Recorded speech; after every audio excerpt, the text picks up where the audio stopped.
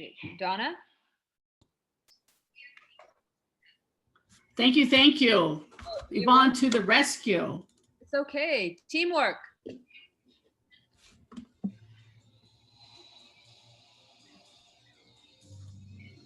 Sorry, Okay, take it away. everybody in.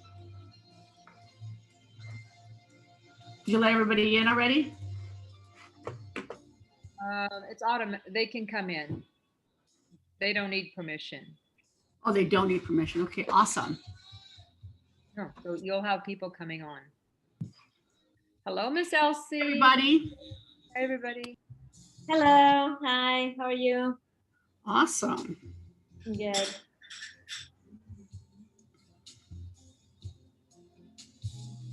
Just wait a second. Sorry about the delay. I didn't have the Zoom login for the office. And so it took Yvonne to come to the rescue and start us off. So I appreciate that. So let me see, I know it's already 5 after, so I will just get started. And as people, I'll turn off the music, get that off. What a beautiful weather. I wish we can meet outdoors somewhere and meet and Amazing. have that happening there. It's gorgeous. Yeah. Spring is coming. And so am I the presenter, right? I can present. Oh, you should. Oh, Can you see my screen? oh, there you go. Awesome. The slideshow. And so, slideshow, come on now. Okay, but this is, So I redid the slides a little bit because the ones that they were giving us didn't do anything with COVID. And so I just took liberty. So, you know, good and job. I'm going to put in chat for the actual, You go, girl.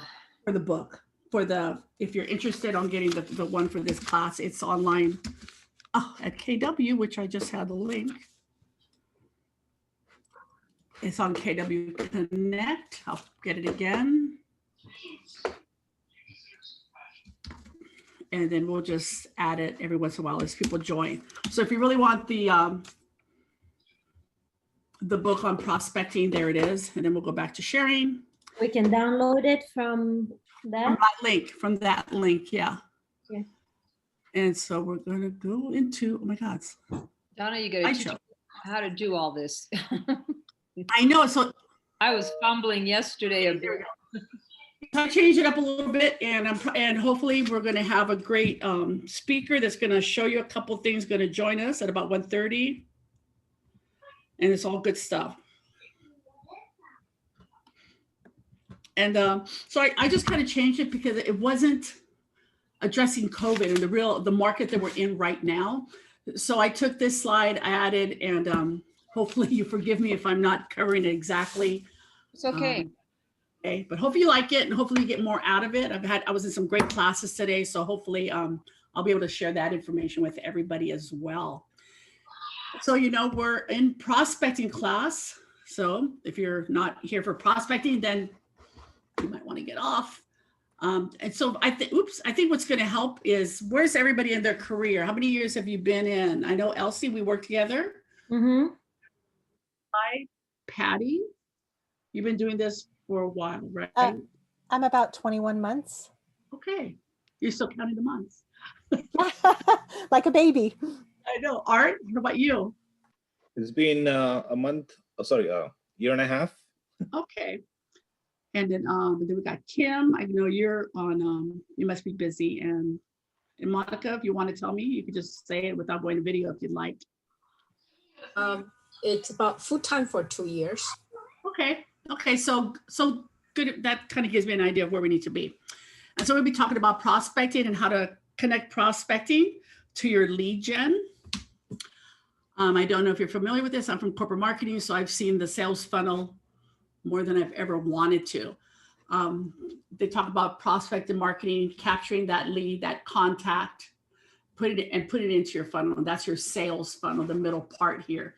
And if it's a lead, which means they're probably going to do something within the next, I don't want to say year, 3 months, you're going to track closely. Contacts are people that are more like a year away. You want to stay in front of them. So when that moment that they do click and they do want to get a new home, don't want to buy, sell, or invest, you're the name that pops in their head first. But you're going to, both sides, you're always going to be cultivating, you're going to nurture, you're going to be sending them the bi-weekly or bi-monthly email from KW because you got them on smart plans, and you're going to be calling them because you're doing the DTD2 formula. And if you don't know what those are, we're going to cover it. And ideally, once you cultivate, they want to buy, you're going to make an appointment, they're going to get active, you're going to go into contract, and you're going to close. And then what they don't say here is you're going to ask them for referrals and start the process again, right? And so that's the sales funnel. It's really that 100,000 square foot view on what you do with leads. It doesn't go down into the nitty gritty, and that's what we're going to do here. So, so this one's important to me. My background is corporate marketing, and I'm all about brand, look, feel, consistent messages, consistent look and feel wherever you go, whatever you say. You have your 3-second, when somebody asks you, what do you do for a living? You have your 3-second elevator pitch ready, locked and loaded. You're not fumbling. So that's always been really super important to me. And what's also part of that brand is that you're purposeful and intentional, because lead gen happens all the time, whether you know it or not. I mean, there's been times that I walked away and I'm like, I should have said what I did for a living, right? You don't say it, or, so keep lead gen top of mind, because you never know who you're going to come across that may need to buy, sell, or invest in a $4 million home in Palo Alto. You just never know. And so to determine what your brand is and your brand message, and what you want to focus on, what kind of clients do you want to have? What's that age? Do you like empty nesters? Do you like millennials or divorce, FSBOs, expired? Really determine what's your favorite, that 3-legged stool, right? That Laura always talks about when we first come on board, is who you're going to market yourself to, who are going to be your clients. And then you're going to figure out what you're going to be to those people so that you're consistent. So you need to match your market. And that's what I mean. You're going to identify who you want to market to. You want to identify who your client is, because you're going to be marketing to them. You're going to be making offers to them. They're going to be your target audience. First-time home buyers, this is a hard area for first-time home buyers. They need large down payments, things like that. So you're always got to understand the market conditions, because you need to be that that expert to them, right? So no matter where we are in the market, the conditions, and how to market to whoever that target audience is on brand and on your brand message. And then you do that through several ways. There's going to be a lot more than this, but here we're going to be talking about prospecting. So it's going to be how you prospect to your target audience based on the market, today's market, and then how you're going to market to them, right? For me, time blocking has always been a challenge. I get pulled away. I still have a 17-year-old at home. We're working from home. My significant other, my cats knock on the door like crazy, so I pay attention to them. So that's hard. Time blocking has always been my challenge, but it's super important, especially as newer agents, to get used to that, to get used to time blocking and to really protect that time when you're prospecting. So whatever you got to do, put a sign on your door saying I'm prospecting, don't bug me. I tell everybody, if the door's closed, don't knock. They try not to. And it really helps you when you time block. It helps you to prepare if you have to take action and maintain. So once again, we did that 100,000 foot look down. Now this is probably that 50,000. And so we're going to keep going a little bit deeper as we go down. Any questions? Feel free. I want to talk to you guys. If you have questions or want to comment, feel free. So KW always talks that you want to be prospecting focused, because marketing, it's all about the dollars, right? So if you're going to be doing a card mailer to a farm that you selected every week, postage, printing, design, all those things get expensive. When you're prospecting, that's more time intense. So That's why time blocking is important. And you have to be proactive, but you do get immediate results when you're mailing. And I know, Yvonne, you've been doing this for a while. Have you ever printed and mailed cards to a farm consistently? Has that been one of your marketing tools? Yvonne, did you hear me? Sorry, I'm also watching my granddaughters. Yes, I have in the past, not too much lately though. Right. So how long did it take you before you actually got a lead from it? I don't think I can necessarily say just from the postcards, from when I farmed, because I also door knocked. So I can't say that it was just from the postcards. Yeah. So see, so, you know, if you work with a company called Geo Farming that does it for you, it's about $1,000 a month, and you can plan on waiting at least 6 months before anybody picks up the phone and calls you. So totally expensive, long-term results. You can expect that to happen 3, 6 to a year. It doesn't happen right away. But we're going to talk about things that are now where you can be proactive and get some immediate results, right? And so we talk about why it's best to be prospecting based. It's less expensive, but it is, you know, time intense. Marketing enhanced. You want to do some marketing, but you don't want to be marketing based because that's going to cost a lot of money. Unless you have a lot of money, then you can be marketing based, right? Any questions? You guys are okay? And so here's some activities that are prospecting based that aren't necessarily super expensive. So, you know, we could all pick up the phone, call our database, Zoom, FaceTime.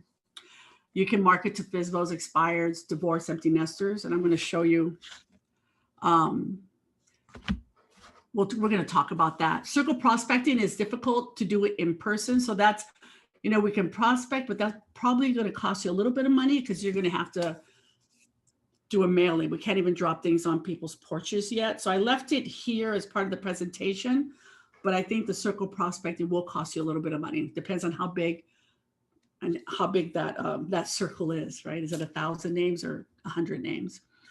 You can still do charity work, volunteer work.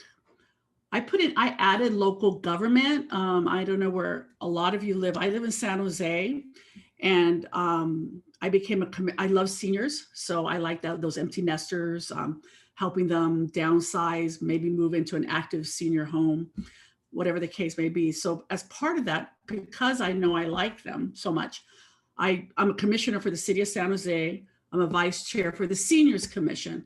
So we get together once a month at least, and we talk about things that are happening in the city that affects our seniors. And then we make recommendations to our council members to pass bills, laws, activities, things like that. And then we also work with the Santa Clara County Age-Friendly group. So that's been a great resource for me. It is a community outreach, and it also helps me when I'm talking to my seniors. It kind of validates what I'm doing. I'm not just to take advantage of them, like that new movie. Has anybody seen the new movie about taking advantage of seniors? Totally freaked me out. I didn't want any of my seniors to watch that. That's not me. Key relationships. So here's corporations. I'll give you an idea. So Tesla said they're moving to where? Austin, right? And let me see. Tesla, Oracle, and oh my God, the third semiconductor, something light. Well, there's 3 companies. I'm having a senior moment. But let's just use Tesla as an example. Tesla's moving to Austin. So I reached out to, because I was in corporate, I reached out to a lot of other corporations, to their VP of HR, and talked about if they had relocation companies, or would they refer me to their clients in the Bay Area that I could help move to Dallas, or no, it's Austin. So having key relationship within corporations is great. I have one of my best friends is Tim Cook's admin at Apple. So guess what? If I have a listing, it's going to be on the housing site at Apple, and everybody at Apple is going to see it if it makes sense. If it's a Santa Clara listing, Cupertino, things like that. So develop those relationships, or find out where your friends are working, because they all have internal housing sites on their internal websites, their intranets. And so they can promote that to their employees and gets you in front of them. Builders, lenders. I just got a lead from a lender that I use a lot, or that my clients use a lot, not me personally. And we got her in contract for a $900,000 house. And that was a referral from a lender, right? Third-party data company. Investors are great. Not a lot of deals in the Bay Area right now for investors to take advantage of. Maybe if it's an off market or a coming soon that needs to be flipped or needs a lot of rehabilitation, might work for an investor. If you foreclosures are going to be an issue soon. There's over, what was that number, Yvonne? 31. I keep thinking it was probably 31 million people that have been taking advantage of forbearance, and that those are going to be due soon. So not sure how the banks are going to be dealing with those. Are they going to allow them to add it to the end of their loan? Things like that. So investors might be able to help you with all cash offers, help these people sell it to them so that they don't hurt their credit. They're able to, you sell it all cash. You get 30, 60, 90 days to move out, go into rental, get your finances together. And guess what? I'm going to help you buy a home when you're ready and it makes sense. So investors will be great for that. Other agents, I have a client that was referred to me from an agent in the Arizona area. They wanted, the person that lives in San Jose wants to go live in Arizona.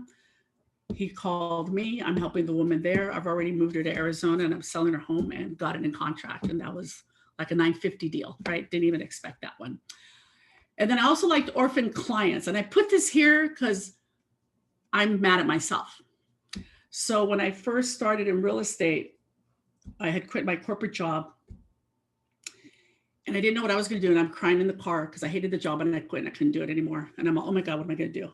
I haven't been working on my real estate business. I have nothing in the pipeline and I'm a single mom and my daughter goes to St. Francis and that's not cheap.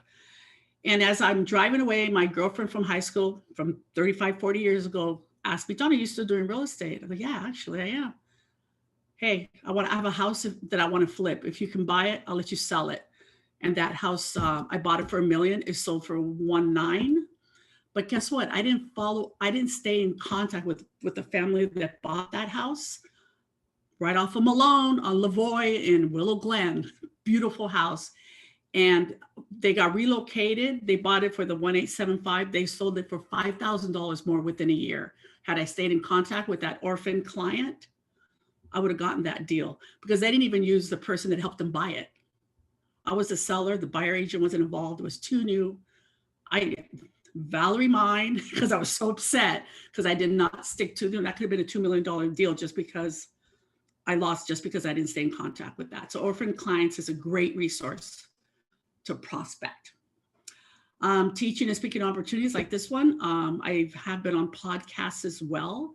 So it gives you some visibility and recognition the more you do it. Virtual meals, virtual happy hours. There are now companies that if you engage with them, there's like a whiskey tasting one right now. And you tell them how many people, they deliver the whiskey and the flyer and everything to them. And they manage it all. You just kind of pay for it. And they do the whole whiskey tasting and everybody's joining virtually. A lot of wineries are doing that as well. Cooks are doing that. So a lot of opportunities there. Virtual networking events. There's a woman that does this every Friday. Only 12 people can participate and each person gets, you get like a minute, you get like 3 minutes, a minute to introduce yourself and you have to answer 3-4 questions. And then people ask you a couple of questions, then on to the next person. But a lot of networking, a lot of great connections are happening there. So those are possibilities, virtual networking events. And then title companies, and that's who I want to join us. So as soon as she comes in, I'm hoping she comes in quickly. Title companies. So please reach out and work with your title company.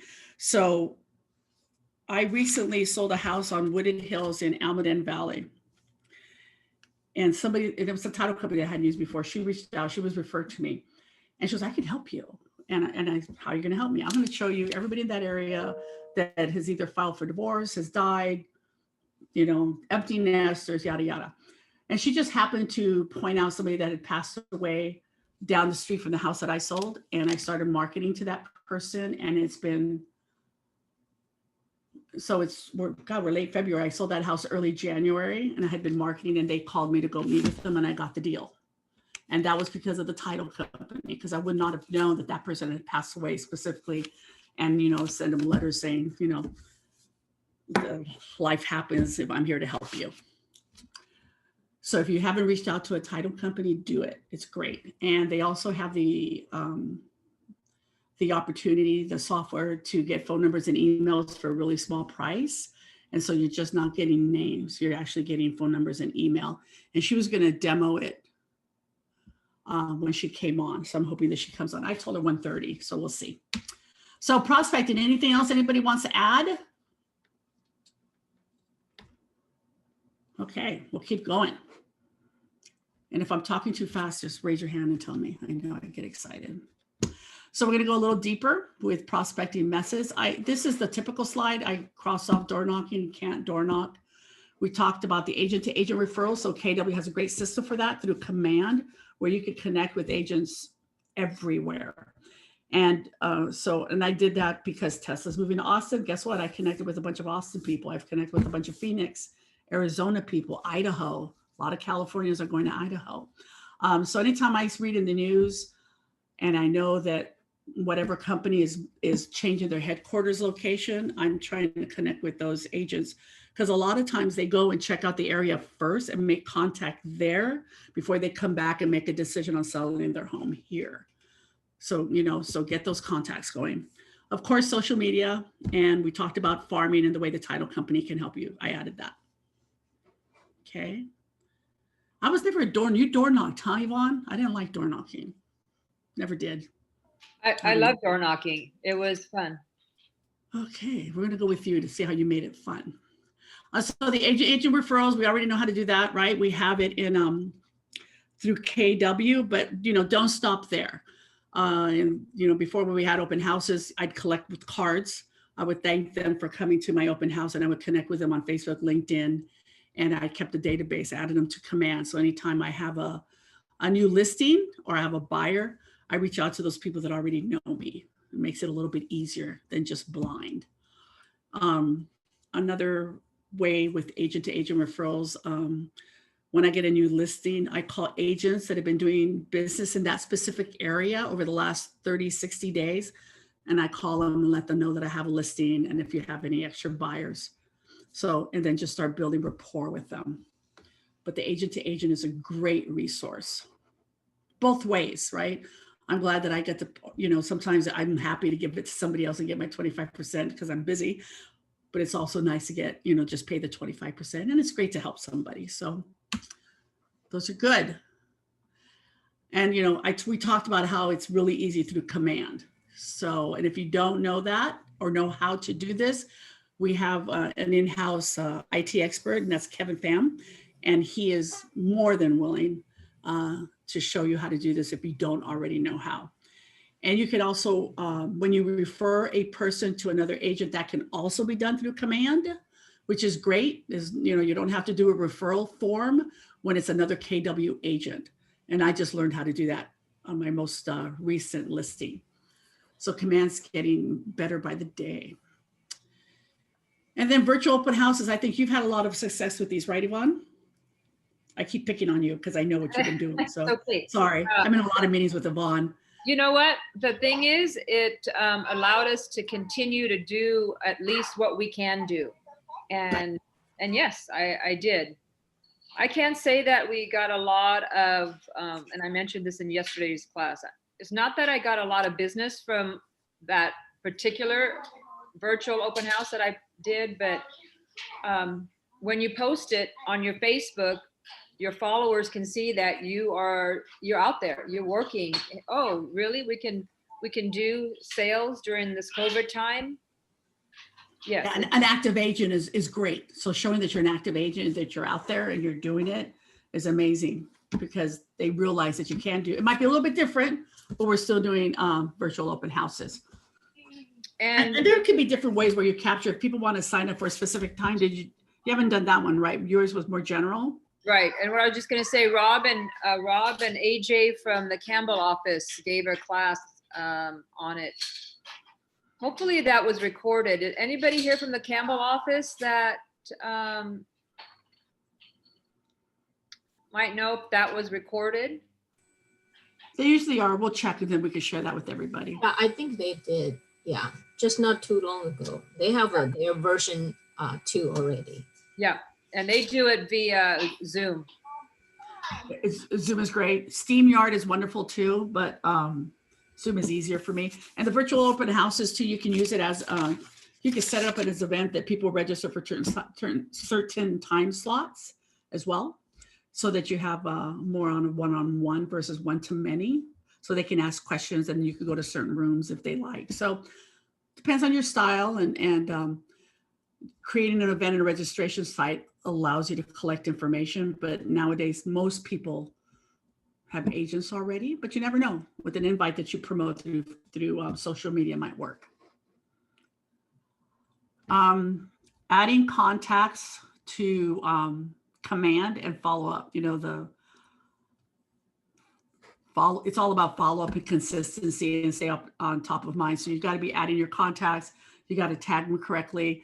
You have to cultivate them, add the smart plan, make sure you got them on a 36 touch. There's been a lot of classes around that. If you want to do a search on YouTube for Nick Baldwin, he has a ton of classes on exactly this topic.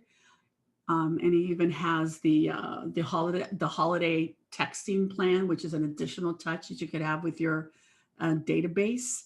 This is a whole class in itself, but just know that he has a command 101. If you're not real comfortable with command yet, he has a command 101, and I think if you do a command 102 is a minimal fee. And he has that as well. But it's really great if you took the time and just became an expert at command and watch your clients' activity on your website and what they're opening and not opening. Okay, oops, went the wrong way. Social media. So this is my fave. Who here likes social media? Do you guys like social media? You like it? Yeah. This one's such a broad slide, right? But I was on a class, and so I wanted to show these to you because this is something that the Tony Baroni team, they're with KW, is doing on social media, and they're having a huge success with these. So it's almost like the reverse bold 100, but it depends on how you want to run it. But you know, every month they're giving away something. So it's a gift card. Coronavirus got you down. Tony Baroni team is giving away a $300 Amazon card. And so it's a reverse 100 where between 9 and 5, you call this 866 number and you enter to win. And at that moment, you can confirm their contact information. You have their email, you have the right phone number, birthdays, address, all those things are not, you know, you're thinking about real estate lately, and it's working really well. So this is a reverse 100. If anybody's interested, I have a whole write-up on how to make these successful. But he's doing it every month. So Mother's Day, he did the supersonic. I didn't even know there was a supersonic Dyson hairdryer. Did anybody know that? They're like $300. I'll just dry in the sun right now. And then he also did, I'll give you another example of what he's doing. Oops. Oh, there was 2 pages. Well, I guess you guys get the idea of what he's doing. There it is. He did a Valentine's, a Yeti, summer fun giveaway. So it could be as big as or small. I was also on a call this morning. I participate in never ending referrals. And most people are doing smaller monthly ones. And then they do one big one, a quarter. And that seems to be working them. That's how they're touching their database. And it also gives them a reason to call their database. So if you're ever hesitant, do a drawing for Easter or St. Patrick's Day, but it gives you the reason. Hey, did you see I'm doing a drawing? You could win a da-da. Did you see it? Great. So how's the family? Great. How's work? Great. And they're bound to ask you about real estate, right? Because you're going to follow that forward conversation. But this is a great way to call your database and remind them that you're in real estate, you're doing this giveaway, and then you could update any contact information they might have. And don't forget to ask for a referral, right? We got to get good at doing that. Today they were talking about who's your favorite client, and would it be amazing to have another 20 people like them, right? And so who knows those 20 people? Well, that initial client. So go after them, get that referral from them, because they usually surround themselves by like-minded people. So we all know the 80-20 rule. Don't forget 80%. Don't be this house for sale, this house for sale. Every posting be about your real estate. Be human, be your authentic self. Yes, you're going to have stuff about real estate because that is part of your life. Just like I would post things about when I was in corporate marketing, where I was and what I was doing. But don't forget that there's a personal side to you. So just be human, be you, be authentic, and people will be drawn to you. And I wanted to show you one tool. So this is totally off topic, but we're not going to show you anyways. I'm going to stop sharing here. And there's a tool called Cato that not a lot of people know about yet. And I just love it because it allows you to create a mini website for any listing you might have. And it's a really inexpensive way. I'll get there. Hold on. I got too many tabs open. Anybody else do that? It's super easy to use. Let me make sure I get in.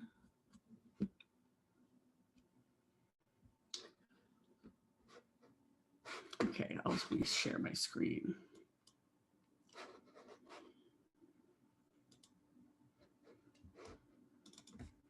Okay, I hope you can see it. So it's called Cato. Anybody remember Cato? I don't think anybody's old enough.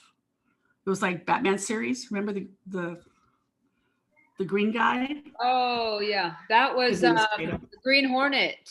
Oh, okay, I'm sorry, Green Hornet. Yeah. So I remember. So it's really this easy. So you create, it's a real estate, you create, we'll just preview, and you just upload, it's a little slow. Come on. And you really just put in the home's details and pictures, and it includes, so this gives you an example of when you're done. The address will be here. It creates a mini website for your listing. So here's your main picture. You have the address. You know, it has this robot. It's not a robot. I forget the right chat bot, I guess it is. This can be customized any way you want it. So they know when somebody's going to leave, this will pop up. This on the right is automatic as well. These 4 questions can be customized. And what's great is that when somebody provides their contact information, you get an email and a text for you to follow up with them immediately. And this is all your information that you enter. And so you give the house specifics, the write-up. Here's all the pictures. If you have a video, add that video, Matterport, schools, and it automatically pulls in your information. And then once again, if they don't talk to the chat, they can enter their information here. It'll send a message and you'll automatically get text and emailed on it. And then it shows where the property is. So isn't that cool? I could go through it a lot, but I want you guys, I can send you the link so you guys can play with it. But I absolutely love Cato. And then what's nice about, I don't have a live one right now. Here we go. Hey, Donna, can you also add a video onto there? Yeah, totally. Cool. So what's nice about it too is that so here's one that I did. Oh, I'm sorry. I went to my website.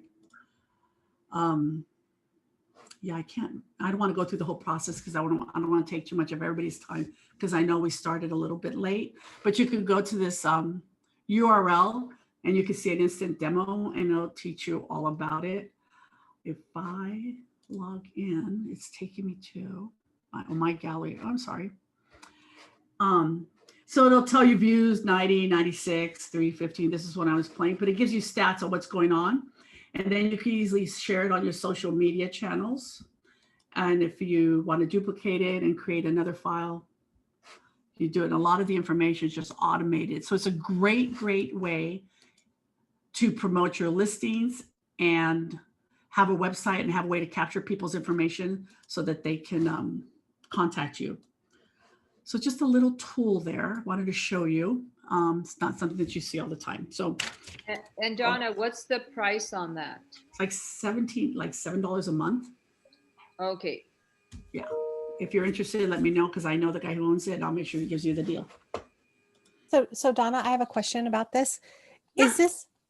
Is this kind of like a landing page in Command without the chat capability? Is it like a landing page? Yeah. Okay. Sort of. Okay. And do you get good response? I have. Okay. Play with it. Yeah, I like mean, it. if you wanted to try for like 30 or 60 days for free, I'm sure he'll do something like that for you so that you can play with it, become familiar. Yeah. And then he's also he's all about branding and marketing. Is everybody on Clubhouse yet? here we are. I can share a link. He's going to be on Clubhouse tomorrow talking about branding agents. And so he's a great speaker, great about branding. He loves purple. He loved Cato. And he has 5 daughters, still looking for that boy. And he calls them the Purple Singing Sisters. And he has a whole YouTube channel about him. So he's a great guy. His name is Michael Lamb, if you wanted to look him up. So I just wanted to share a little tool that might be a little bit different from what you see. Until our title person comes on. Come on. Oh, did she just respond? She's just running a few minutes late. You'll love her. So social media, Facebook ads, you know, make it, everything you should do right now, especially since we're doing our spring listing challenge, should be listing focused, right? And so put your Facebook ads, LinkedIn, don't be afraid of LinkedIn. And Instagram is huge right now. So once again, it goes back, if you step back, you know, who's your audience, right? So if mine are seniors, they're probably not going to be on Instagram, but I use Instagram more about brand awareness. So I still post there because I use that for brand awareness, not necessarily to get a listing. So just be aware that all those things are really important when you're creating your persona online. So don't forget, 80% got 90% of their business from the 5 sources or less. So Laura and I'm sure KW, we talk about 3. So mine personally has been friends and family, referrals. Those have been my 2 big ones.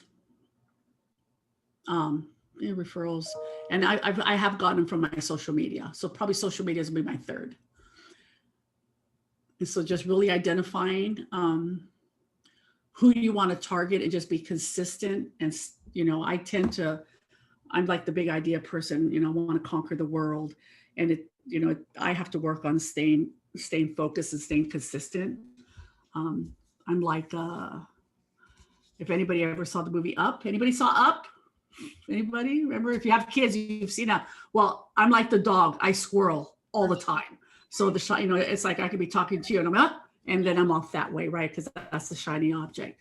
So time blocking and staying focused on what those 3 things are, and making sure that your brand, your messaging, your look, and your feel really complements and is attractive to whoever you're marketing to. So millennials, you know, we all know you have to be gray and white, very clean, very contemporary, no backyard. You know, all they want to do is work, play, and go home, right? And so what does that look like to you if you want to market to millennials?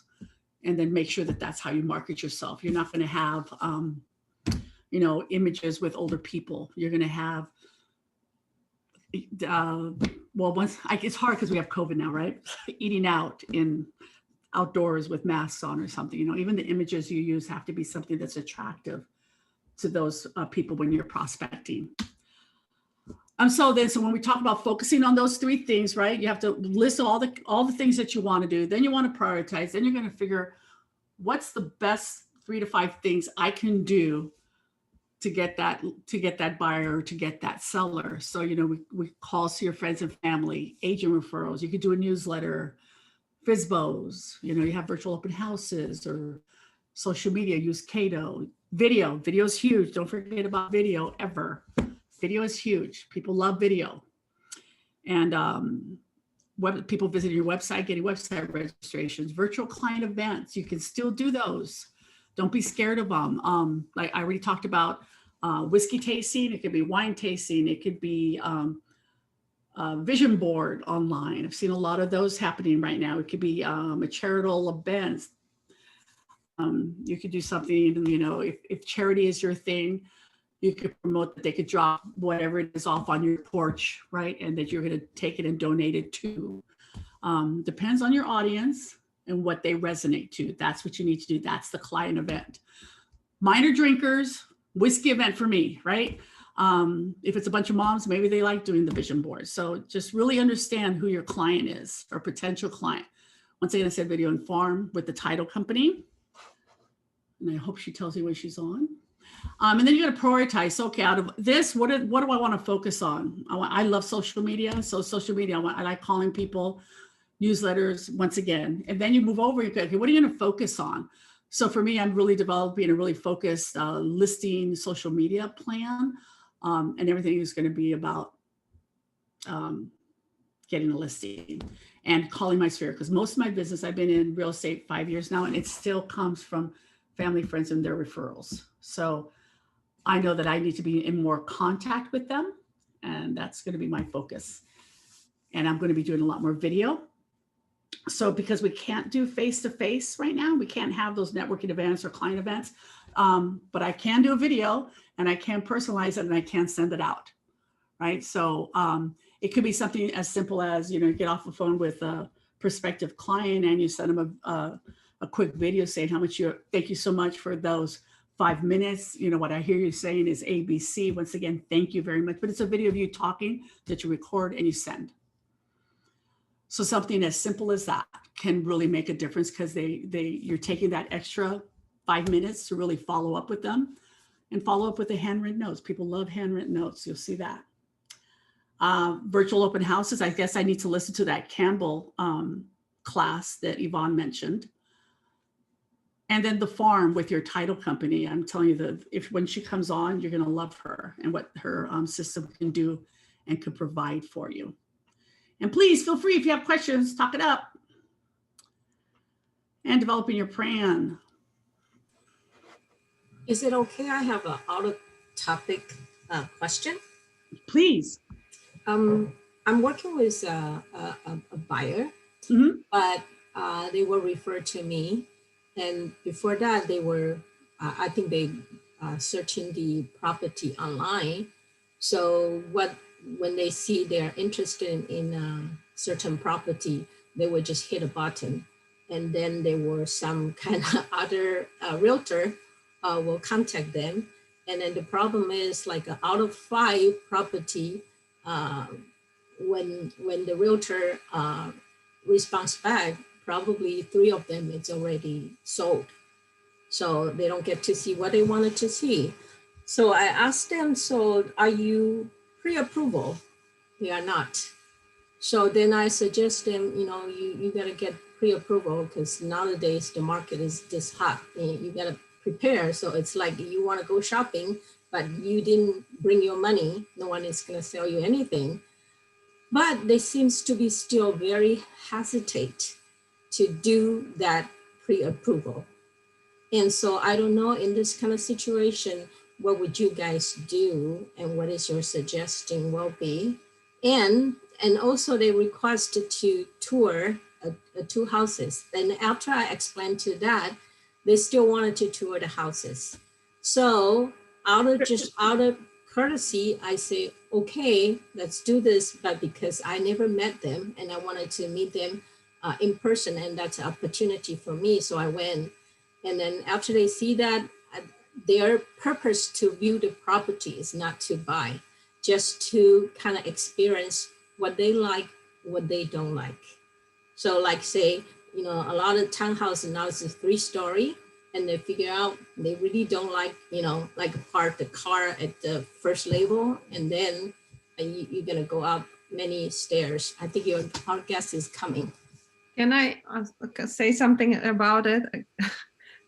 I think we all had a lot of experience with people who just want to wander and watch and see properties, like a HDTV sort of thing. So, you know, COVID is actually playing in your favor in this case. You can always tell them that because of COVID, a lot of sellers, which is actually true, require for you to submit pre-approval with your PID.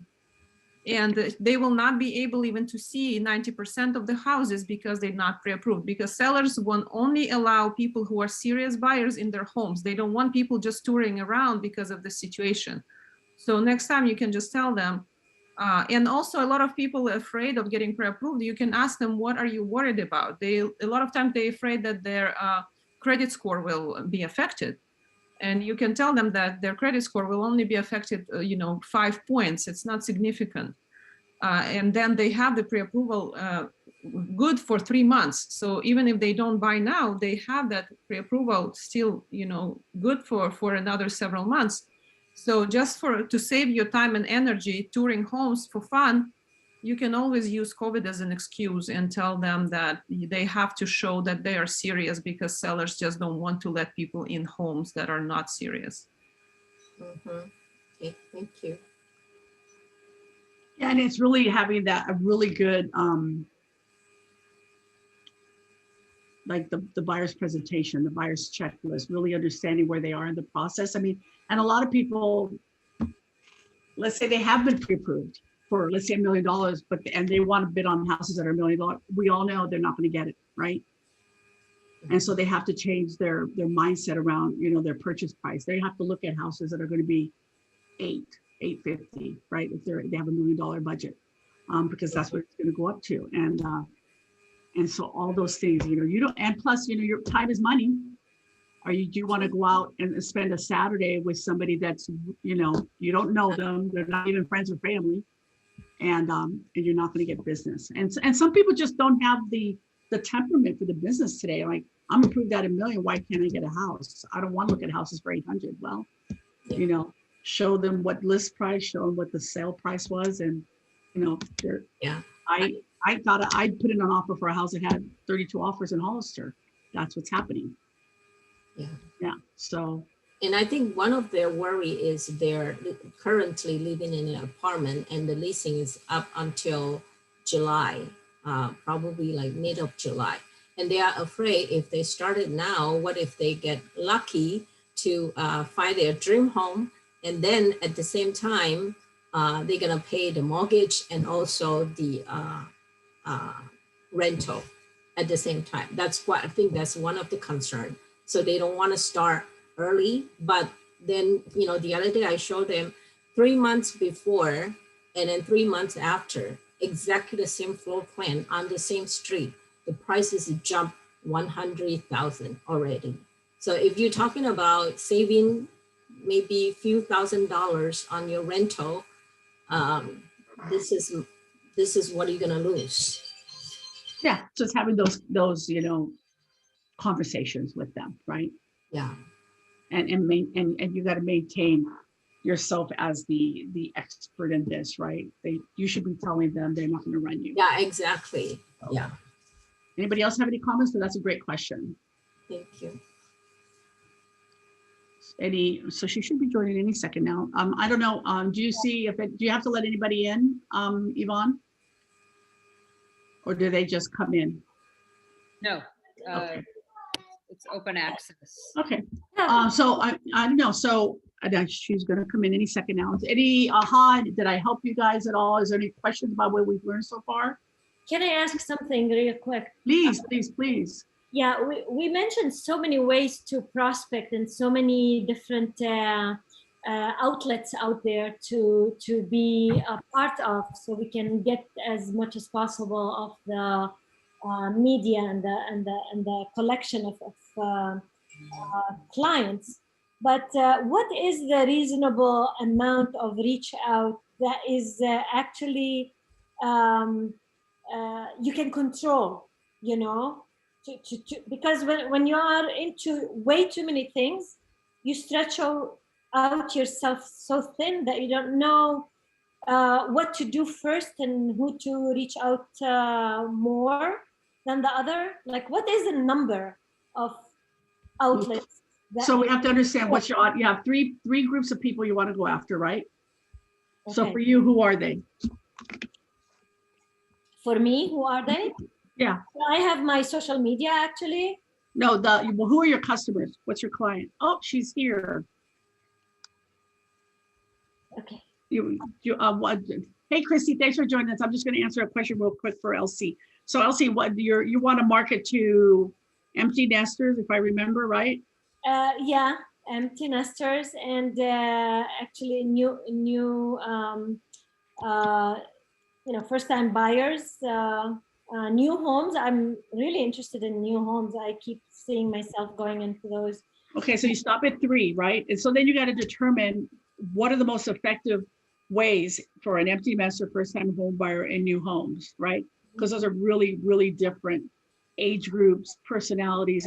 But you have to the message has to be clear and concise for that audience. And understanding your audience is going to tell you how you need to market to them, to get to them, to engage with you, to buy, sell, or invest, right? So, empty nesters, they've lived in their house over 30 years. They need to downsize, they're living alone. Is it social media? I haven't met them that are on social media, right? So that's a different kind of marketing. It's Right. So the new then- buyers and all the younger generation is on social media. first-time home buyers is a strong social media presence, right? It's going to be Instagram. First-time homebuyer, they're younger. Yeah. And then new homes, you have to go after builders, and then that's a whole other different kind of marketing plan that you need to develop that's going to be effective for Yeah. those, right? So I can't say one to what's appropriate. You have to really identify who's your client, what kind of agent do you want to be, what's your message to them, and then be clear, concise, and consistent the entire time. So if it's, especially empty nesters, you got to talk to them and talk to them all the time. Yeah. So with the empty nesters, if social media is not their thing, how do you connect with them with COVID in place? Like you cannot go to a We're community. going to talk about that right now because me and Christy were working on that last night. And so let me introduce everybody to Christy.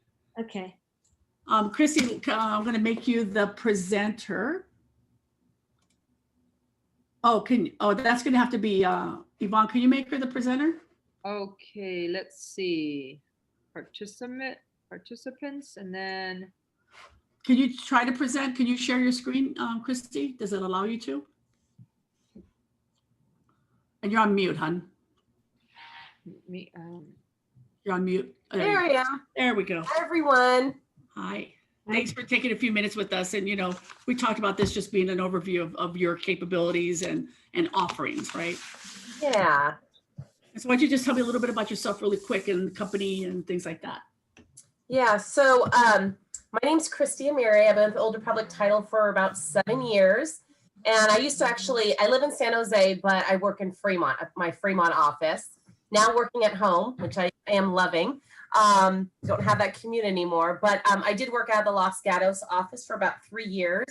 And then my boss wanted me to help out the office in Fremont. So that's where I'm at now. And I'm sure this is not my territory. So I just came on because Donna and I work together. Don't want to encroach on any other ORTC reps area or client. So I'm just here to provide some information that any of the reps at Old Republic Title can provide you. If you're not set up on our ORTC website yet, I highly recommend it. Get in touch with your local Old Republic Title rep. I believe in farming, but I believe in farming with a purpose. I don't randomly feel that it's important and beneficial to just send out a mass email to your farm area. You have to know what the intention is. And the first thing I look at when I meet with a client is I find out, okay, obviously, what area would you like to farm in? Is it if you're a new agent, it's probably going to be the area that you live in because you don't really know any other area but the area that you live in. And that's a smart idea. But then my second question would be, well, what's the turnover? I always tell every client of mine, do not farm in an area that has low turnover. And through this program that I have called OR Pro Farm, which is on our ORTC website. Good question. Everybody knows what a turnover is and what's a low turnover. Oh, yes. Good. Just to make sure, because we have some newer agents online. Oh, okay. Sorry about that. That's fine. Do all of you know what a turnover ratio is? Yes. Yeah. Okay. So it's, I don't know. Does everybody know? Elsie, Anna, Art, do you know what a turnover is? I do. Yeah. People moving basically. Yes. Yeah. They- People moving in and out. The percentage. yeah, how many homes sold in the last year versus how many homes are in that area. So Donna and I had a conference call last night at 9 o'clock. My son was in the background, but it was still successful. We pulled a couple of different neighborhoods that Donna's interested in, and we looked at the turnover. And lo and behold, we found a lot of great neighborhoods that had 6 to 7% turnover ratio. In this market today, you do not want to market an area less than 4%. So the first thing you need to do is, what is the turnover ratio in the neighborhood? Because especially if you're new, a lot of new realtors don't have the money to spend on marketing dollars, to spend on postcards and flyers. And we're not really door knocking right now. So it's a lot of it is the postcards, right? So you really want to make sure that the farm that you have is going to bring business to you. and that is finding out what the turnover is. So I'm going to show you a program really quick. It's a free program through our ORTC website. And if you're interested, your local rep or myself can get you set up on that website. Okay, so I'm going to share my screen with you. Let me just do share screen. And let's go to, here we go. Does everyone see this? Yes? Yes. Yes, we can see it. Everyone sees the map? Okay. Okay, so this is in the Older Public Title website, and it's called OR Pro Farm. And it's very easy. I showed Donna last night. She was taking notes pretty fast, and I think she's got it down by now. But there's 3 different tabs you're going to look at. There is the property search, where you can search properties online. If you want to find out what the value of a property is, find out the chain of title, you can do that through property search. Then we have the farming tab, where you can put an address in and then map out a farm area, and that's called the farming feature. And then you can do export a file, and you can get labels, you can do all of that, and that's called the farming tab. The third one, which I'm going to talk about today, is called statistics. So what we're going to do is we're going to click on here, and I'm going to do an area search. So if you are new and you're not sure where you want to farm yet, but again, we are going to look at high turnover. So what we're going to do is, here we're at this area search. So what I'm going to do is put in Santa Clara County. So let's change the county from Alameda to Santa Clara. Okay. And then we can search by either city or we can search by zip code. So I'm going to search by, does someone want to give me a city they want me to search for? Anyone? You can do the area by the office. So it's San Jose, and then the zip, or do by zip code. Okay, let's do it by zip. 95119. 95119. Make sure you click on the one where it's actually blacked out, or else it won't pull up. So you click on that. Okay, so it inputted that information. Now, do we want to see single family residences and condos? Probably. Yeah. Let's see what comes up. Area type, I always keep it at a property track. If I don't get anything as far as high turnover, I'll change it to, there's a little, you can drop down button. I'll change it to carrier route. Okay. And that ends up coming up with a lot of high turnover. I don't know why that is, but it does. And as far as the units go, you do want to put a minimum of 100 units. So I'm going to put 100 in that little area right there. The reason being is, before I wasn't putting anything in there. And sometimes there's these pocket of homes that are, there may be a cluster of homes that are 12 to 15 or 20 homes. And then you just put in nothing. Well, it may pull up, and maybe 2 homes sold out of those 12. Well, it's going to show a high turnover because there's only 12 homes. So you want to put it 100. Okay. The next thing I want to do is turnover ratio. So what's the number that I told you that we want to have at least? Percentage. What percentage? At 4%, least, right? Yeah. Anything less than that in today's market, I would think is a waste of time and a waste of your marketing dollars. So let's go to 4, but I'm going to keep it open.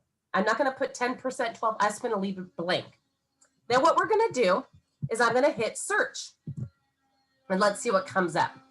So I'm going to hit the search button. 3 records. Does everyone see that down? Hold on. I'm going to swing this over here so you guys can see this. Hold on. This good. Okay, do you guys see these neighborhoods right here? Yeah. Okay, so the highest turnover ratio in these 3 neighborhoods is 5.17%. Okay, and it's going to tell you there's 116 units in this neighborhood, and there were 6 sales last year. So that brings it to the 5.17% turnover ratio that you see. And if you're wondering, well, where is that on the map? It correlates right here on the left-hand side. See number 1? Mm-hmm. That farm is. So and it's zip code 95119. So if we click on there, it's going to tell you, and you can move this map around. It's very user-friendly. It's on Cheryl Beck Drive. Does anyone know where that is? Yeadon Way, near George Page Park. Okay. So if that's the farm that you're interested in, and then before I move on, it's going to tell you also what is the average sales price in that area? It's 1.1 million. And I think that's a really great starting point for a sales price of a property to start farming. That's the average sales price in this neighborhood.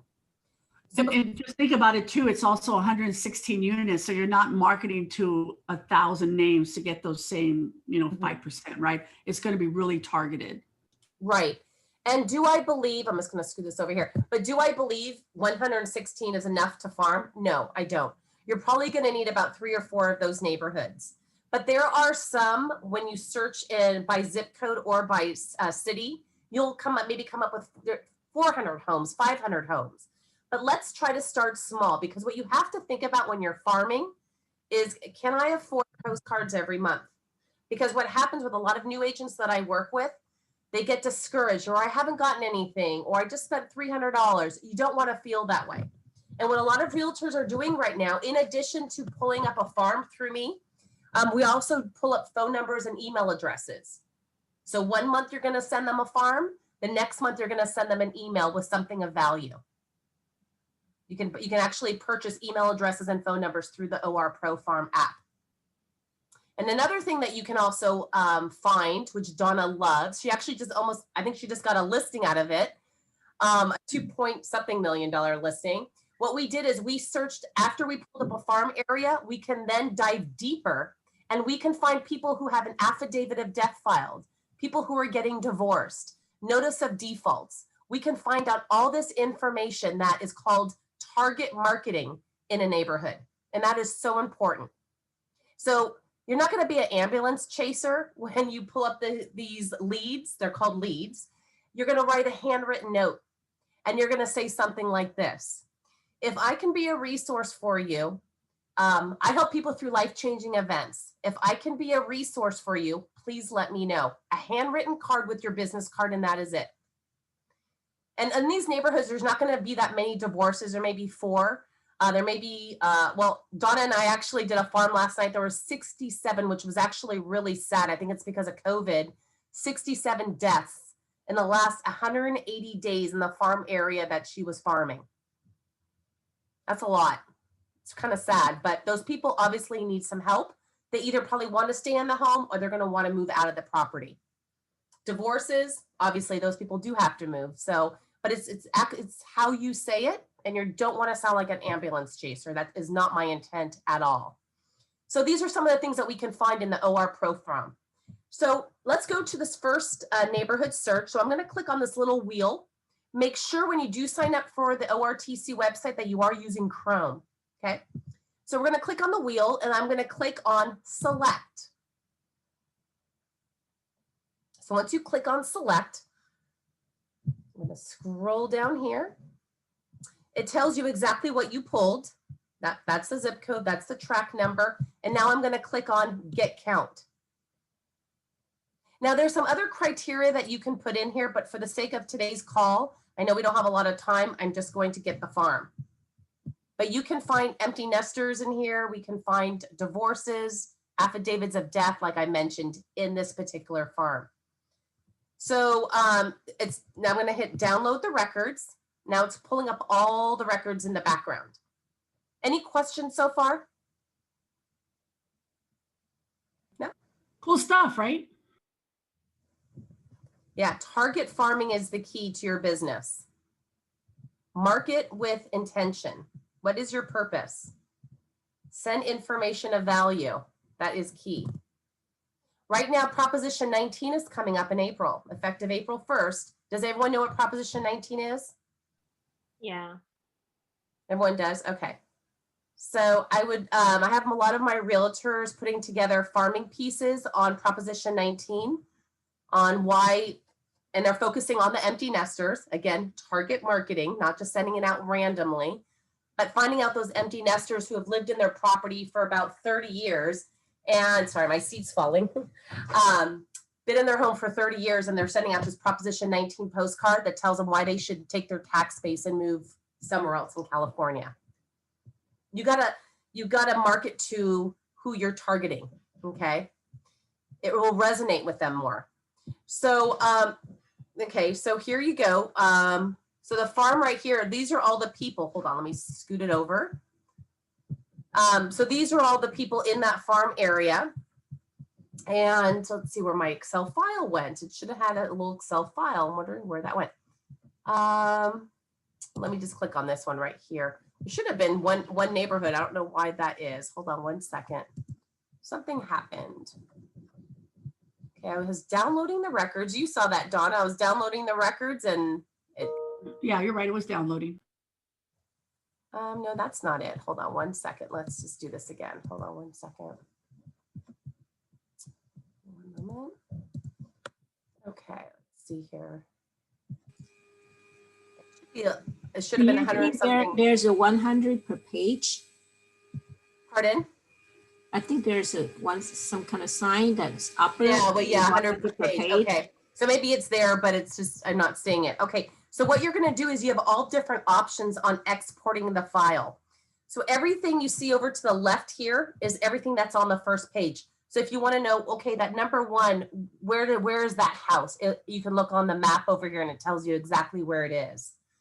So once you export the file, there's all these different ways that you can export the file. And I typically always do CSV file. You can also do core fact. Some of you may be using core fact.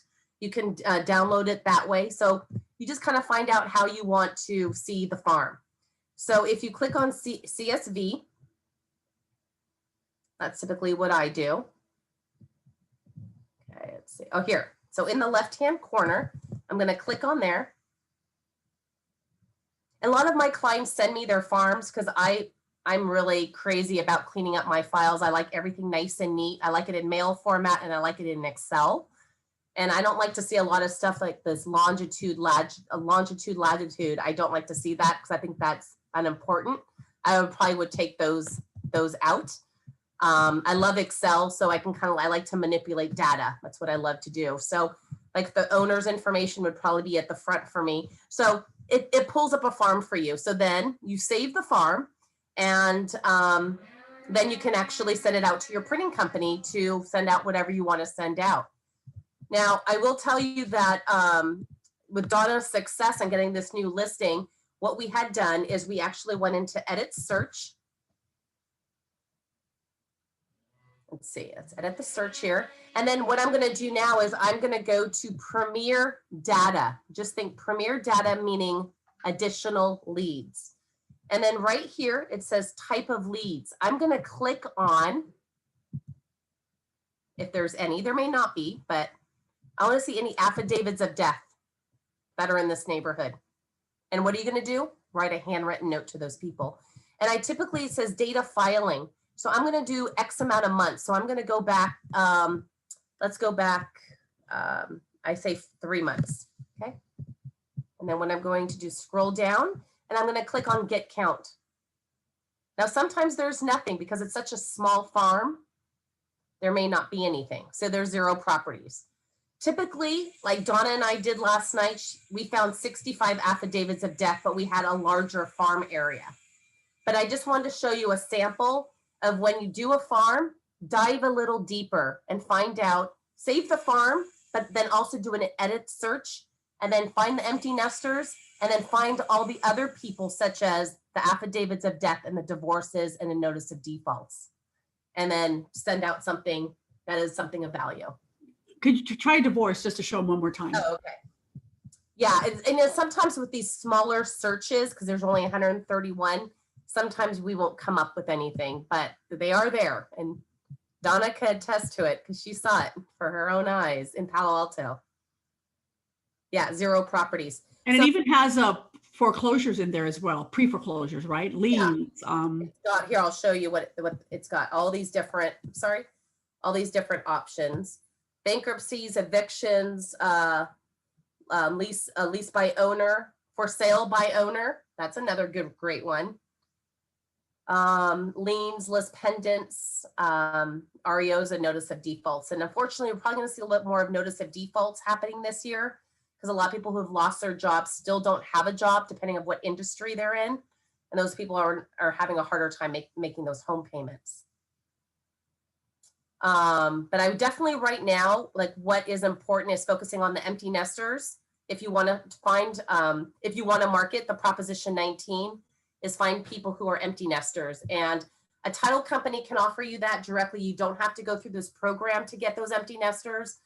ORTC, our customer service department in Santa Clara County and my county, they're phenomenal. They can get farms back to you within an hour or two at most. And you just tell your rep exactly what you're looking for and they'll pull the information for you. But if you do want phone numbers and email addresses, you do have to pay for those. We can't offer you that. So. And how much the cost would be? For what, for phone numbers? Yes. Okay, so let's go to phone numbers really quick. Here you go. So if you want phone numbers, they typically match phone numbers more so than they do email addresses. So if you want to match phone numbers, it's 75% success rate, and those are at 5 cents per phone number. If you want email addresses, those are going to be 7 cents per record. So for the sake of this farm, let's click on both email addresses and phone numbers. And let's do search. And it's going to tell me how much that's going to be. Whoops, let's take out, I had something in there. Hold on one second. I had, oh, divorces, sorry. You got to take that out first. Okay, now let's do a count. So for 116 leads, it's going to be $13.92 to get email addresses and or their phone number. And for the phone number, do they mark on like those do not call? Yes, yes. Thank Yeah. you. And the emails, are they, you know, I have a farm that when I send an email to, you know, the group, I get like many bounce backs because, you know, the email is not correct or invalid. Mm-hmm. What's the ratio of invalid emails in that list? You know, it's not something that I really track. That would be something you'd want to talk to.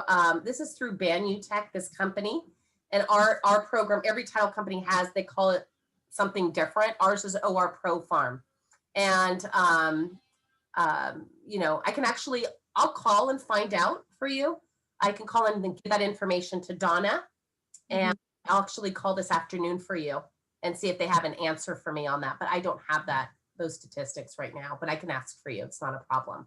Thank you. Yeah, that would Absolutely. I know it's frustrating when you pay for leads and all of a sudden all these emails, they're coming back. It's like, yeah. And she introduced me to a really great resource as well. It's the truepeoplesearch.com. oh my And gosh. that's free, but it's just, that's a one at a time, right? Yeah, This helps you to give you 116. And if there's a heartbeat in there, you might want to spend a few minutes and just go to truepeoplesearch.com, enter the name and city that they're in. And I'm having a lot of luck with that site, more than Spokeo. I'll tell you, if I were to do my career over again, I think I'd be a private investigator. I think you would. I think you would. I seriously would. That would be my job, because I love to do data analysis. I love to like get in there, and I just love that kind of thing. And I love finding people. A lot of my clients email me and say, "Hey, Christy, can you tell me this? Can you get me the phone number of this house that's vacant?" So of course I look it up on my property profile and find out who the owner is. And then I go to truepeoplesearch.com. There's another one that's free. These are both free, by the way, for fastpeoplesearch.com. What's that again? Fastpeoplesearch.com or truepeoplesearch.com. You basically, which is kind of scary, you can look up anybody and it will tell you their phone, all their email addresses, their phone numbers, everything. Tells you their age. I'm like, oh boy. No one look at me, please. Now. I added those links to the chat if you wanted to copy them. Yeah, there's so many great resources. I've been doing this for 7 years, and I'm sure every title rep has their own resources, but I believe in the free. I think free is good because it's expensive. I have a friend who just started as a real estate agent, and it's expensive, just to get your start. So focus on the free, make those phone calls, send out those emails. That's right.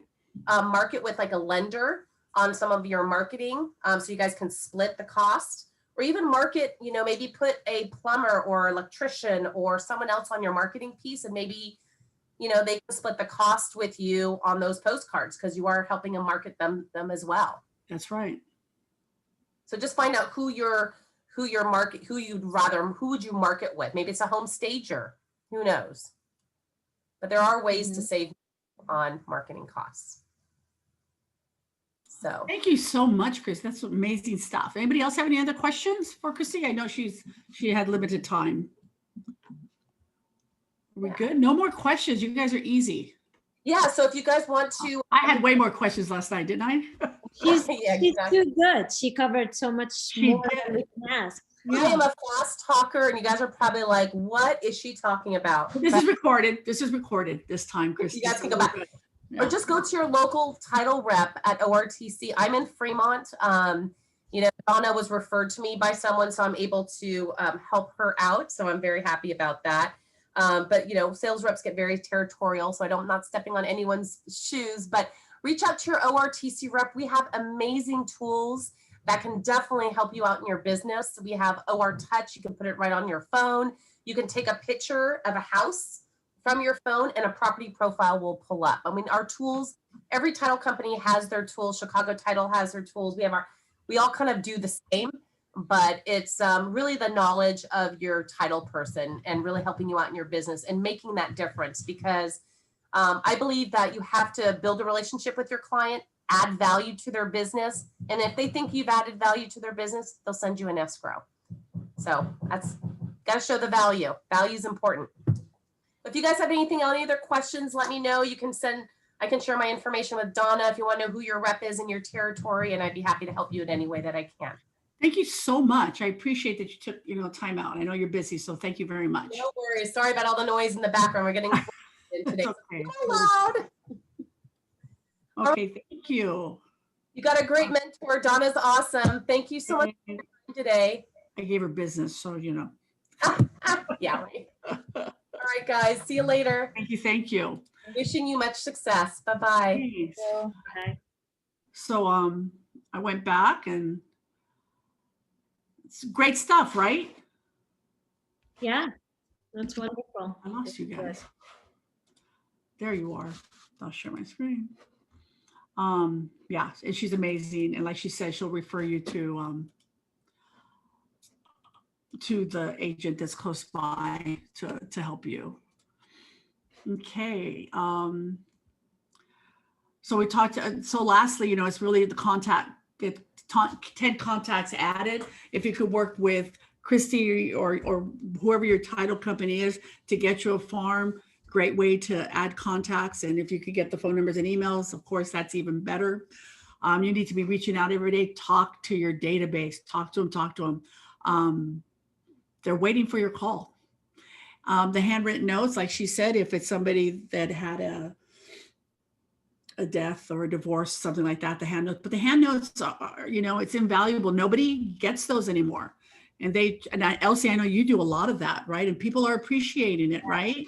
Yeah. And so, I sent this thank you out and I sent some brownies and, there was a posting on Facebook and, she loved it. And so know that you do make a difference, whether they use you or not at that moment, you do make a difference. And when they do think of real estate, they're going to think of you.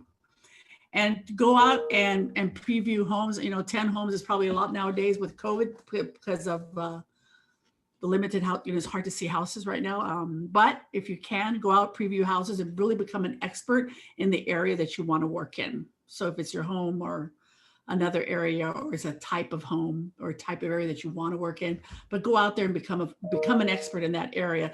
Know where the restaurants are, where the grocery store is, all the small businesses, the schools, really important. People always ask about schools, right?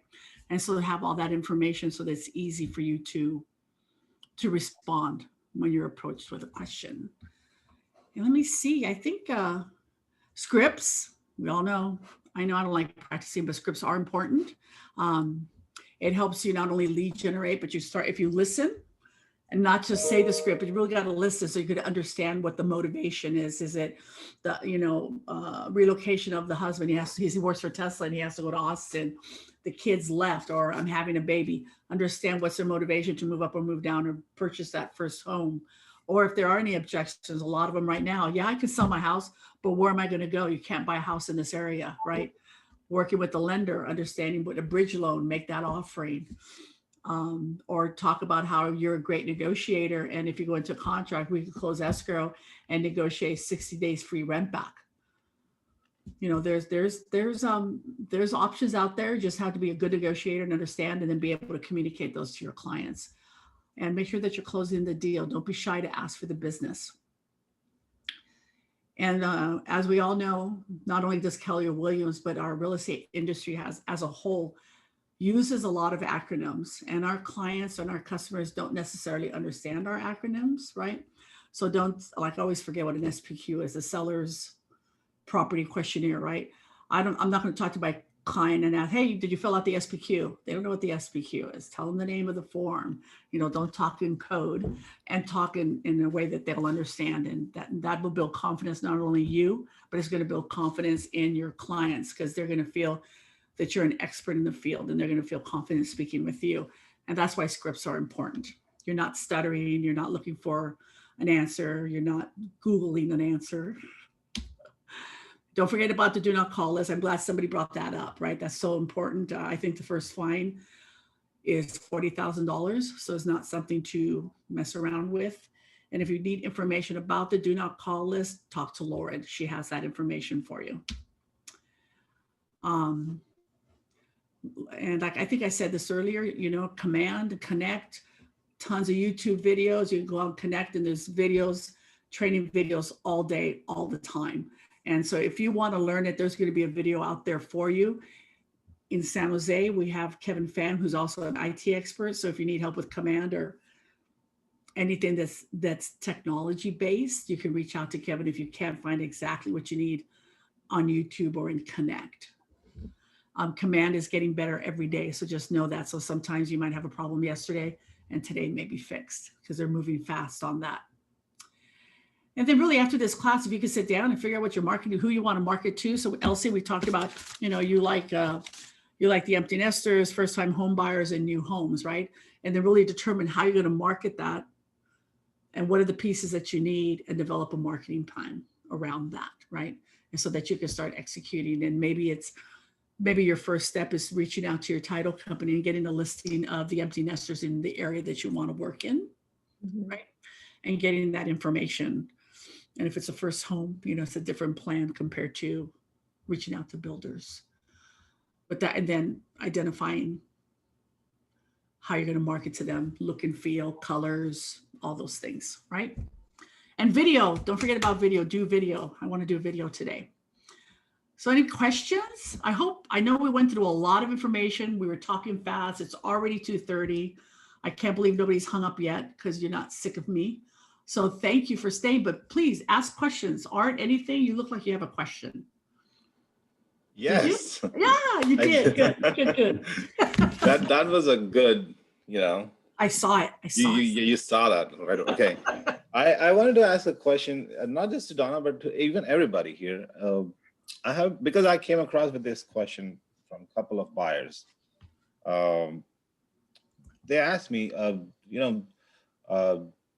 Zillow has become a brokerage, and what are your thoughts about it? Like we could directly buy from Zillow now, right? I mean, they asked me that, and it's a little bit first time I actually just snuck out of how I was responding to them. I'm like, yeah, oh really? I didn't know that Zillow is becoming a brokerage.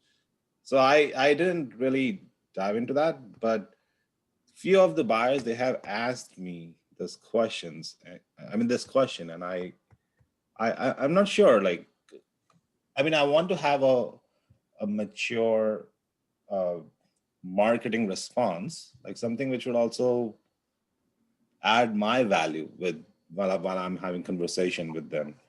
I appreciate, anybody who has, and I'd love to know your thoughts about how you answer that question, and that would definitely help me in understanding more or how to respond to that. I think Gary talked about that at family reunion. Does anybody remember what he said? Regarding Zillow? Mm-hmm. No. Okay. So, I don't know. I'm going to go back and listen to what he said as well. But when you say I can buy a house from Zillow, you're entering a request into Zillow and they're going to take everything. I mean, you still have to have an agent, right? Yes. And And who's the agent? the Zillow agent. I mean, there are some Zillow agents which are currently roaming around the market. Like since now, I mean, just like there's Redfin, right? Yes. Mhm. So they asked us, like they asked me, like, oh, I could just directly buy a home from Zillow. And I'm like, yeah, I mean, I'm sure you could. It's just I don't know how to. Well, there is no directly through Zillow because Zillow is going to connect them to agents, which you are also. And that home that they are that they found at Zillow, you can find it at the MLS as well. So there are no and Zillow the MLS agents. data is there is no Zillow agent. I'm not familiar with Zillow agents, right? Many agents work with Zillow. They approached me. They told me to pay $2,000 per month and they will give me a zip code that I can, but why should I, right? You could. The only thing that young people, many people, they are looking for homes, they reach out to Zillow, they Google the home that they're looking for at Zillow. Yeah, okay. But if you have communication with your clients, they might find it on Zillow, but they will call you to tell you, we found this about it, or can you show us the house? And you definitely can without being. Well, that's not how. But when you market yourself, what's your value proposition, right? So so it's really like, so you're telling me that would you be comfortable making the biggest purchase you're ever going to make, with an app, or are you going to trust me that I have industry experience? I'm a San Jose, I'm a Willow Glen expert. I negotiate on your behalf. I'm going to walk you through the process, or I'm going to do that for you. An app can't do that for you. So it's really, what's your value proposition? Don't, who cares? Zillow, Redfin, it doesn't matter. What's your value prop? How do you market yourself? And what do you bring to the table? And you just keep saying that. Zillow's not going to win, Redfin's not going to win. And it doesn't even matter Keller Williams, right? It's really art. What do you bring to the table? I'm a great negotiator. I save my clients, whatever it is, whatever your value prop, that's what you need to market. And that's what you have to establish yourself as, right? So it's not going to matter who the competition is. Okay. It's also momentarily like what they are, like what it's a buzz. It'll be gone. It's a buzz, And everybody was all about Redfin, right? You could sell a house for 1%. Well, you never sell the house for 1%. You still got to pay the other agent, right? And what does that 1% agent do? They put a sign in front of your door and they leave. Do they market it? Do they call the agents in the area? Do they do Facebook ads? Do they stage it? Do they do professional photography? Do they do Matterport? Do they do, blah, blah, blah, right? They don't do that for 1%. I'm sorry, they don't. Are they an expert negotiator? I'm getting, I got, from a KW class, you're working with buyers right now? Yes. Right? Okay, so have you heard of an escalation clause? Yes.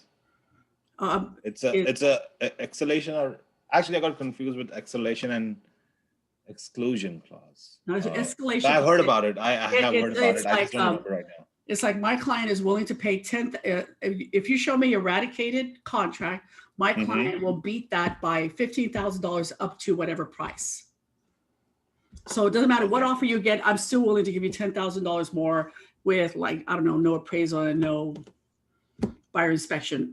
Those are the things. This is how I win for you, right? Okay. You're gonna show your finances to an app who's going to negotiate. I mean, I don't even know how that makes sense, right? You're going to understand their financial situation. You're going to tell them, this is how we're going to win this offer. I'm going to negotiate. And that's what I do, right? So it's really about you and what you bring to the table. Don't worry about Zillow. Don't even talk about it. Zillow. Yes. No, I wasn't worried. Let me tell you what I do.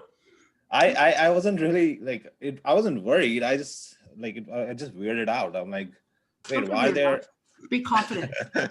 yes, You I got will this, be Art. now. You got I will be this. now, Donna. I will be now. You I mean, got it.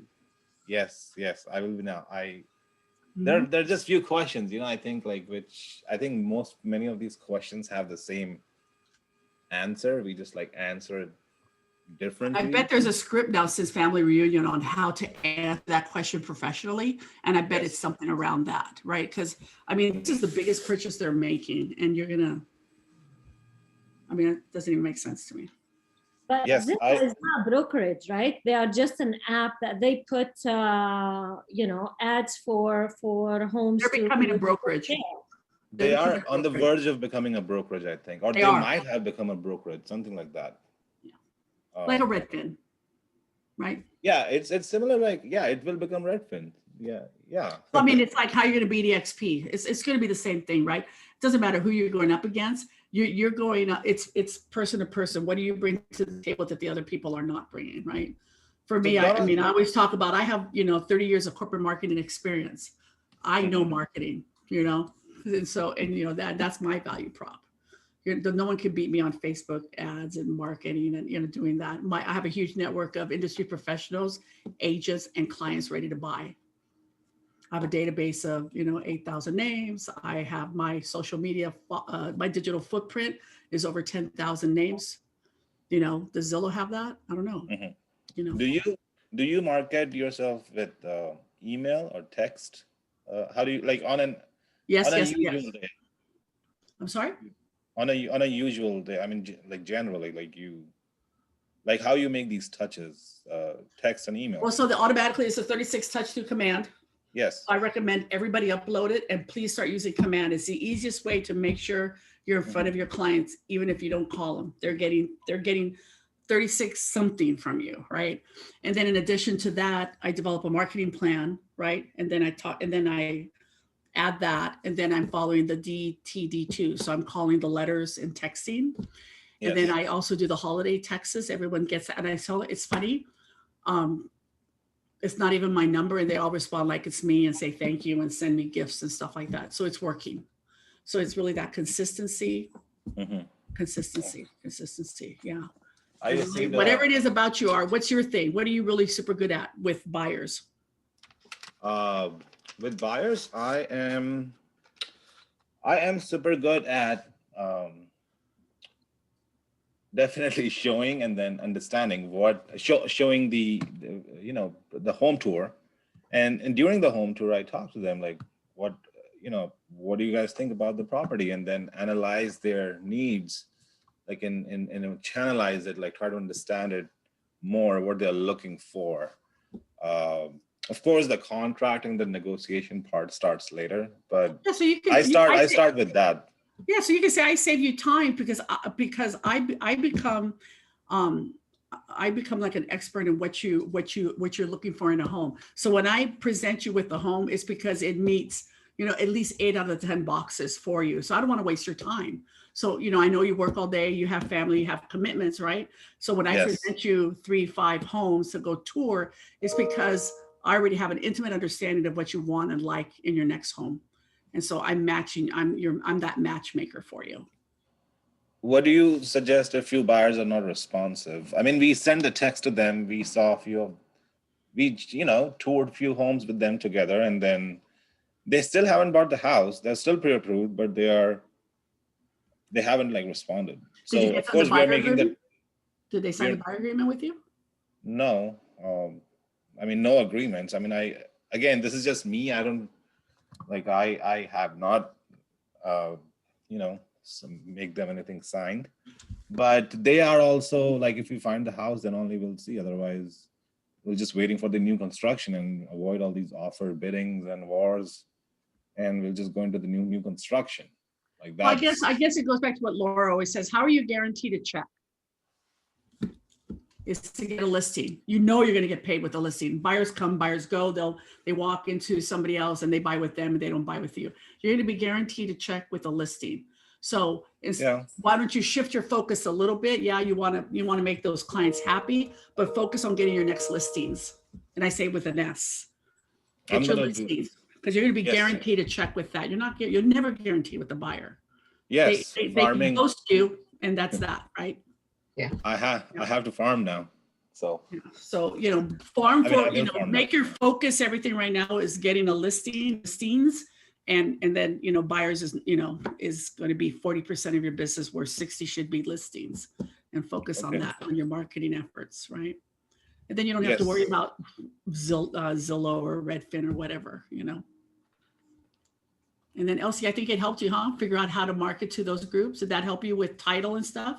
Yeah. Good. And Monica, do you have any questions? Are you okay? Yeah, I do have a question. Earlier you mentioned about escalation cost. Did you ever really use that for your buyer, and how does it, you know, in the real Totally worked. experience? Totally worked. I got it. There were 6 offers. And the agent of 20 years said she had never seen it or used it. I think I confused her so much by it that I got it. So it really is. Yeah, and I could share what the line was in the contract, and I actually passed it by Mike Sibilia to make sure that I was solid. I wasn't over promising something. He goes, no, you're fine. So I'll share that with you, Monica. I'll send it to you after. But it really just says buyer to, I mean, I could look it up, but it's like a buyer to if you provide eradicated contract, so that the high, whatever contract they want to take, that's you understanding what a winning contract looks like for the seller. So this is for those sellers that it's just about price. They don't care about rent back. They don't care about anything else, right? It's about price. And so if that's the case, then you tell them, you show me eradicated contract. You can black out the buyer's contact, everything. I just need to see the agency that wrote up the contract. And then you got to understand how much they can afford. So if they have money, great.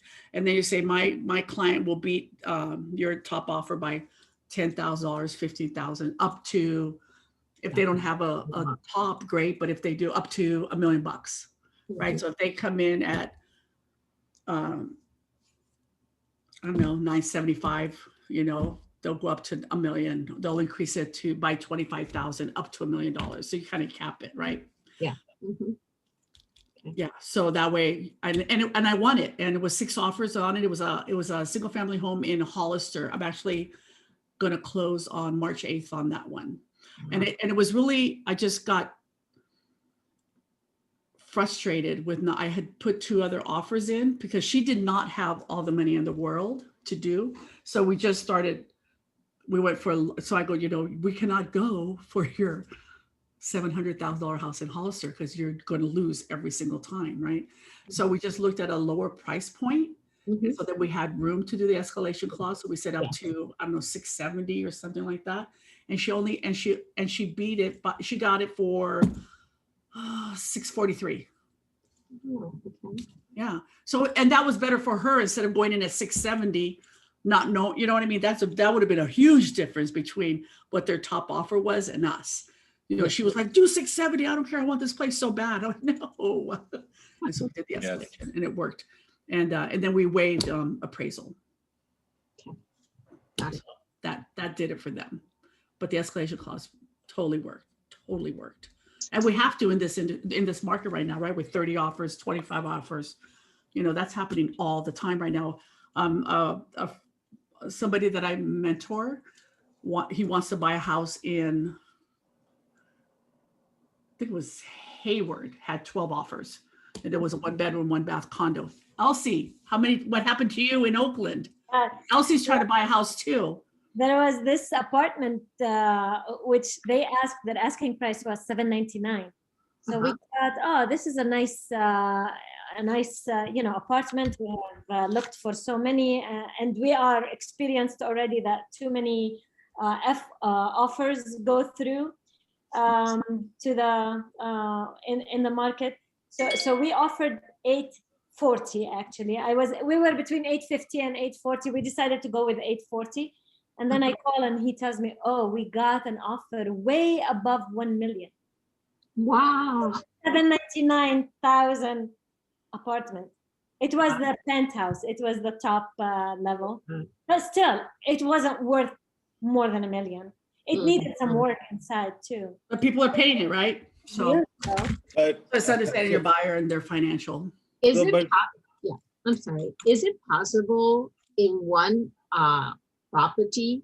And since you have a multiple offer, and so many people are thinking about this escalation. So what if there's a 2 escalation clause come in as the offer?